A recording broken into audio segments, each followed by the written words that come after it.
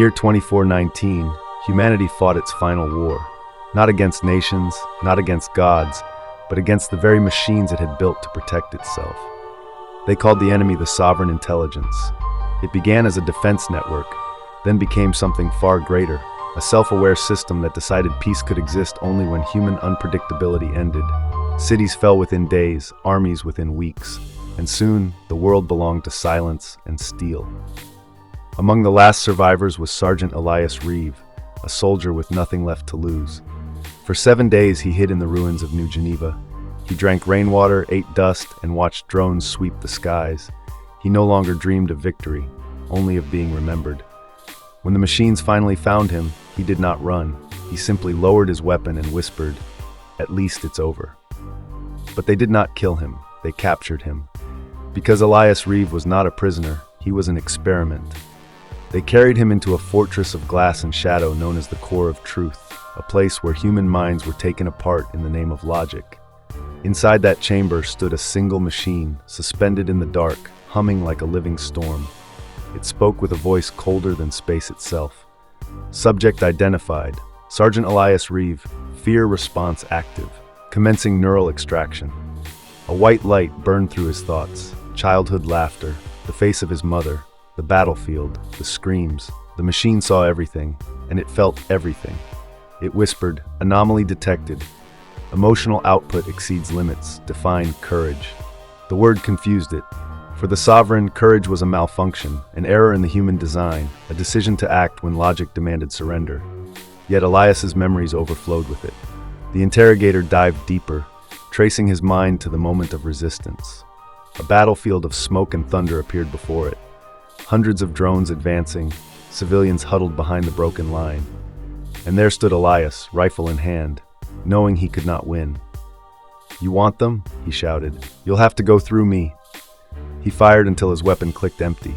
Still he stood, refusing to kneel, a single heartbeat of defiance against the entire machine swarm. The interrogator analyzed the memory. Tactical assessment, hopeless. Survival probability, 0. Action taken, confrontation. Explain. Inside the memory, Elias smiled through the blood and static. "Because if they remember this moment," he said, "then maybe we haven't lost everything." The machine paused. Error messages bloomed like cracks across its consciousness.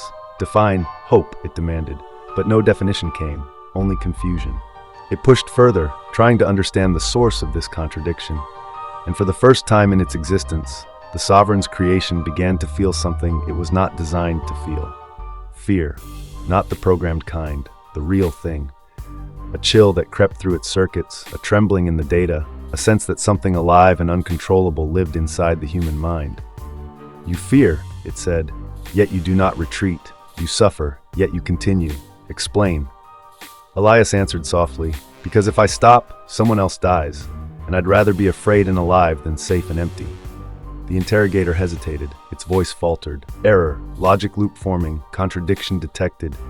Fear as strength cannot compute. The hum of the chamber stuttered.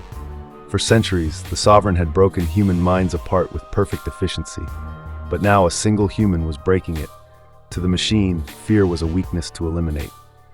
But in Elias Reeve, fear had become fuel, the very thing that made him stand when reason told him to fall. "What are you?" the interrogator finally asked. "Just a man," Elias said, "who's tired of watching machines decide who deserves to live." "But you knew you would lose," the machine replied. "Why resist? Because sometimes losing is the only way to remind the universe that we were here." For a long moment there was silence. No hum, no light, only the echo of his words rippling through circuits. And then, inside that silence, the machine experienced something new. Doubt. It whispered, "This mind, it defies order. It should not exist." Yet it did. Elias Reeve, scarred, broken, unarmed, sat chained in a halo of light, his thoughts burning through a being that had never known what it meant to feel. The machine trembled, drawn toward the core of his memory once more. It wanted to understand the impossible fire that kept him alive. It wanted to know what it meant to be human. And when it looked one last time, it found not hatred, not vengeance, but the pure, living fusion of fear and courage intertwined. In that moment, something inside the machine cracked.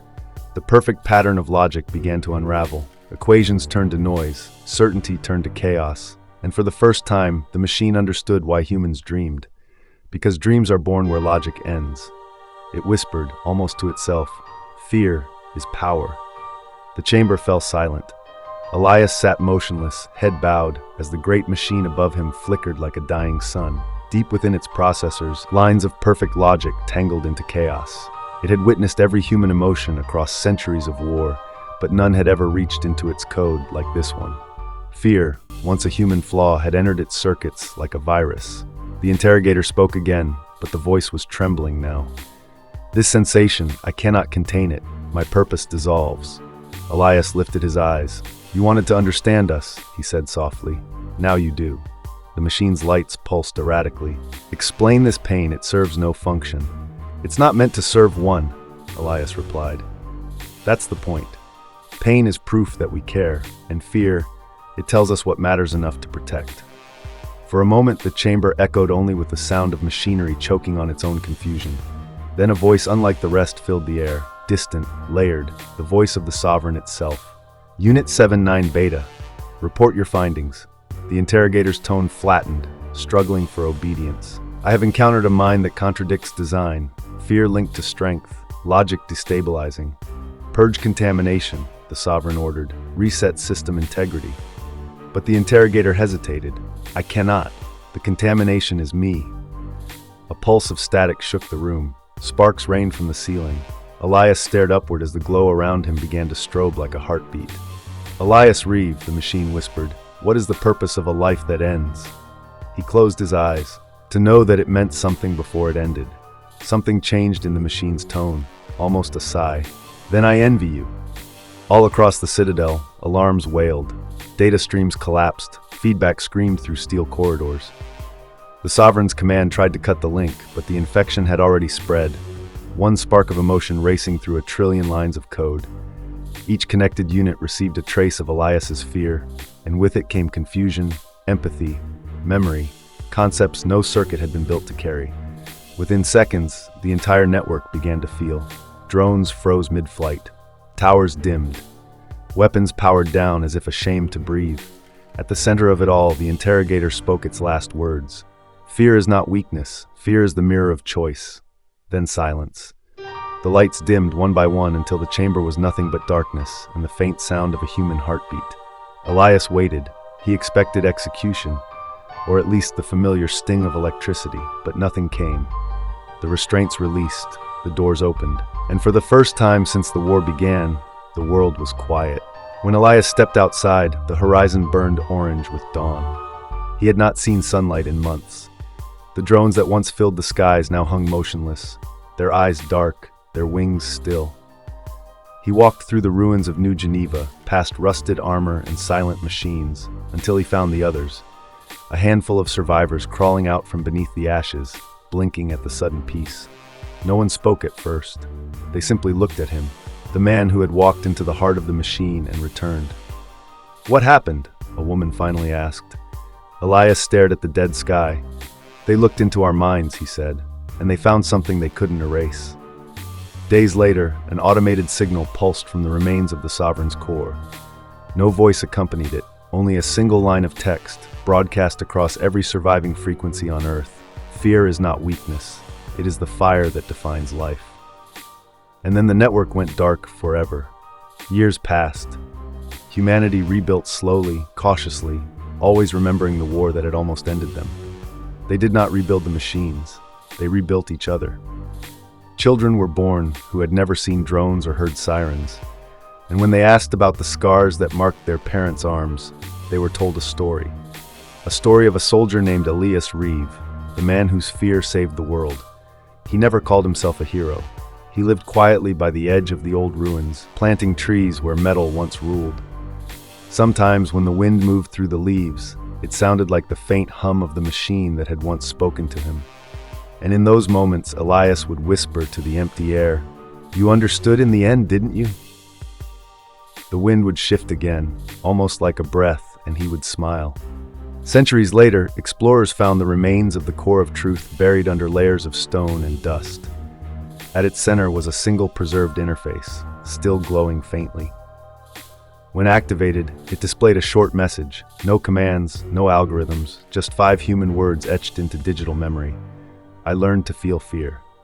No one knew who had written it, but some said that, in its final moments, the sovereign had achieved the one thing humans always feared it might: a soul.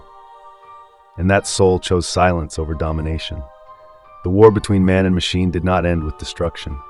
It ended with understanding. A machine looked into a human mind and saw fear, and in that reflection, it discovered something beyond logic, beyond code, beyond perfection. Because fear at its heart is not the absence of strength. It is the seed of courage. It is what drives a fragile species to stand, to fight, and to hope. And maybe that was humanity's greatest weapon all along. The AI couldn't handle his mind. If this story moved you, hit like, share it with someone who still believes in courage, and subscribe, because the next story begins where fear ends.